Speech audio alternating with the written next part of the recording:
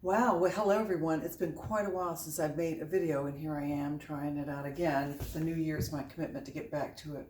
We had talked so much about music and staying oxygenated and the role of this wonderful, phenomenal metal manganese that kind of brings us to life. And we continue to talk about that. I gave time for the vaccine to play its role in all of this. And yes, the vaccine is coming to this disease from a nosology approach. What is that?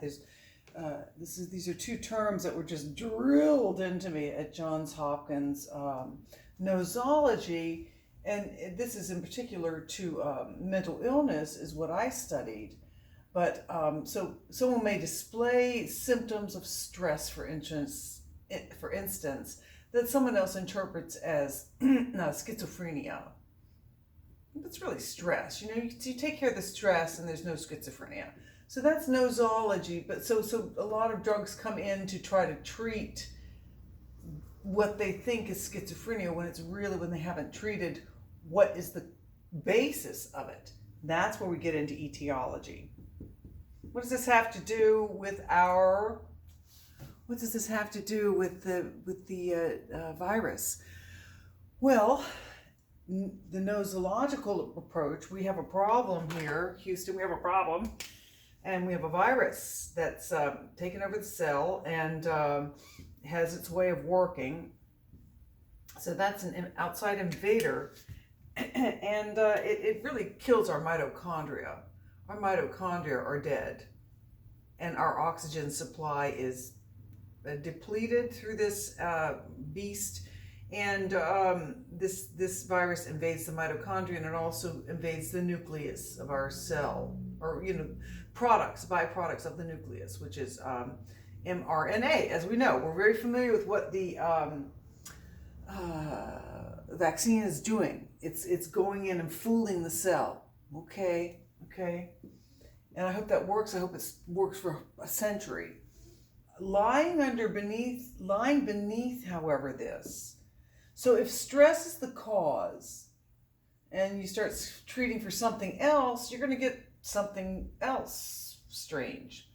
But if stress is the cause and you take care of the stress, then everything's just, pink cloud. It's pretty hunky-dory. Yay, okay. And ideally you become stronger. This is a difference between nosology and etiology. This is the difference in between. So what is the etiology of it? Is manganese. We're back to manganese again. That's all I talk about, right? Well, manganese, I've not stopped my studies on manganese, and it all continues to bada. Everywhere I look, there's either not enough manganese, and the virus loves it when there's not quite enough. It needs just a little bit. So does the SARS and other harmful things. And so manganese, they call it the voodoo metal. Why is that? Because on the periodic table, it's next to iron, which does certain things, and aluminum's around there and such. And then we have oxygen and such, and we have all the different things on the periodic table. I'm not an expert, but I know that manganese has 5 different valence states.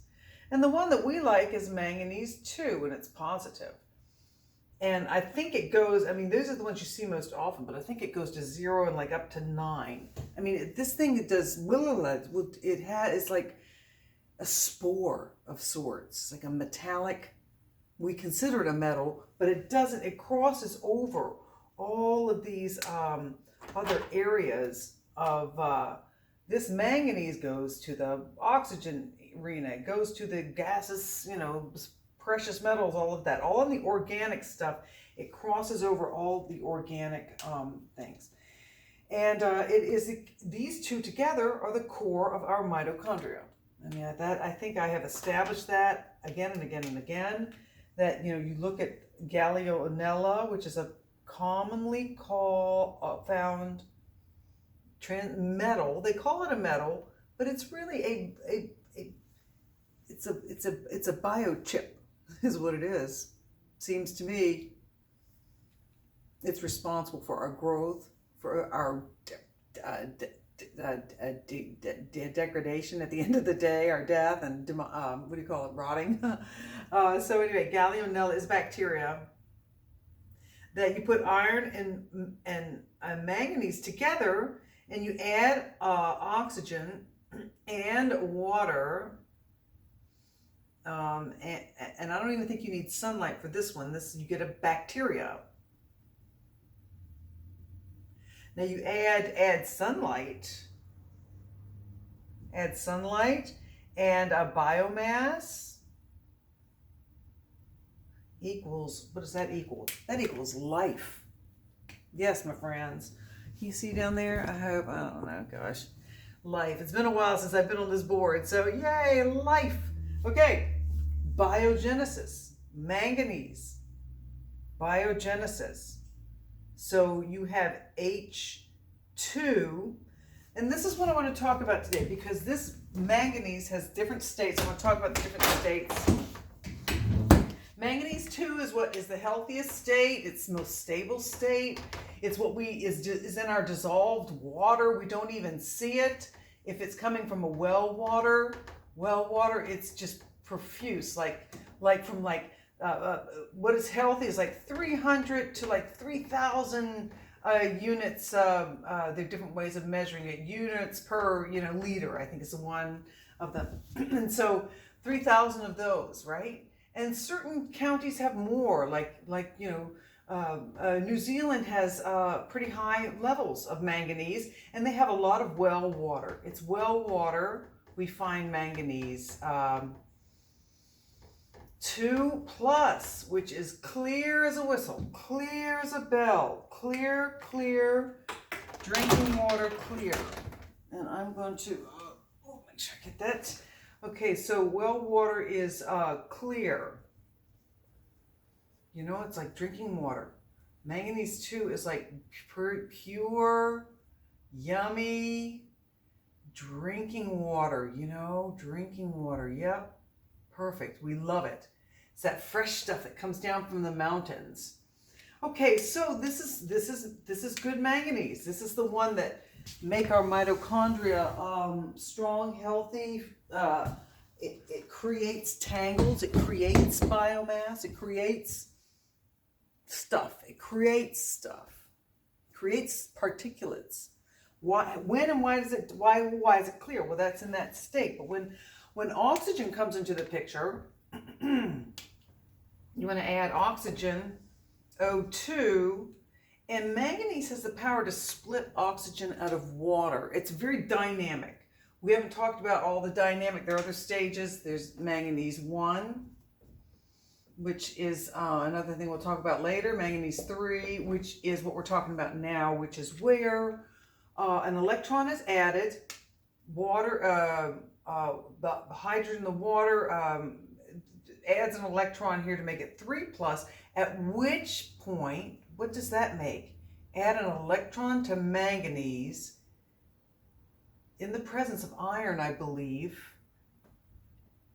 None of this happens without manganese. This all happens because of manganese. You have what they call particulates. What's that? Like little pieces of this and that, and stuff you sometimes see in cloudy water. Well, that's Gallionella. That's where Gallionella starts to come to life, and whether it bonds with another, you have all sorts of living organisms at this point, or it gets very briny and things can live in it. Well, we can drink it too, but our drinking water has how much in it? Our drinking water, so you want 300,000 is normal, and our body, how we use it is very wonderfully. We just take up exactly what we need. So we have a constant flow of it coming through us. We just take up what we need when we need it, right? And it's clear as a bell. in this manganese 2 form. So, oh gosh, here we go. Yeah, particulates. Yeah, we'll come back to this. So that's good enough for now. It goes up to manganese 4, which is like things start to break down here, I believe. And at 5 is what you find at the bottom of the ocean, which is big sediments of manganese, kind of recycling itself, perhaps. So as it breaks down and becomes clear, it leads to gallionella, which leads to biomass. Add a few million, 200 million, and equals us, right? This is what that's why oxygen fuels us, and that's what we've done with that whole paradigm of oxygenating is what opens the door for a virus to come in, and we try to fix it with nosology. We try to fix it with a magic bullet, right? When really we want to look at the etiology. It's everything to do with manganese. And here's the finale. Because the water we drink, let me just circle this one more time. Here are the levels we want. This is what nature has enabled us to live and grow and evolve by. Cell by cell, manganese. A lot of it. Manganese. Clear water is full of manganese 2 plus. Manganese 2 plus. Today's water, what we get out of the tap, all the crystal clear, clean, clear water we have, you know how much, so this is clear, manganese is clear as a bell, this is well water, all over the world. This is a beautiful thing. Manganese 2, bottled water, right, folks? We buy them all the time. Crystal clear. There's no sediment in that. What have they removed? Our sinks, as we go over and, handle the sinks, right? What's coming out of there, huh? The manganese in water, in today's drinking water, is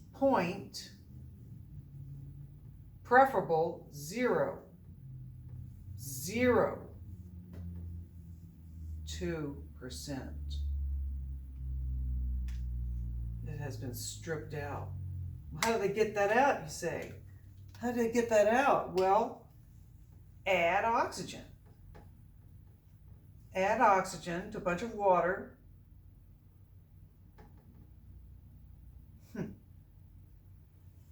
And what happens when we add manganese to oxygen? It equals particulates. And I'll formulate those as they come along. As water gets brown, it gets murky, it gets muddy, it gets cloudy. Those are particulates. Those are forms of, and turn manganese 2 into manganese 3, right? 3 plus. Okay, so that's how we're going to leave it today. That manganese 3 plus goes on to do its thing, reparticulate, as I recall. Yes, it creates particulate. So manganese 2 is stable, hits oxygen. Whoa, let's party, let's make something. So that's why manganese works so well in cells, like single cell or clusters of cells. Just like it did with us, it integrates as gallionella, manganese and iron. Iron is also involved with this, and probably other things too, but manganese, nothing happens without manganese. So that's how origins of life. So where do I come from all this? Oh, wow, I was just trying to count the other day. It must have been a dozen Thai dinners with Hal Morowitz, the leading neuroscientist in origins of life, biogenesis, And so Jane Flynn is also Transition Metals Lab, publishes regularly on that and Alzheimer's development and I follow that research with oxygenation, prooxia,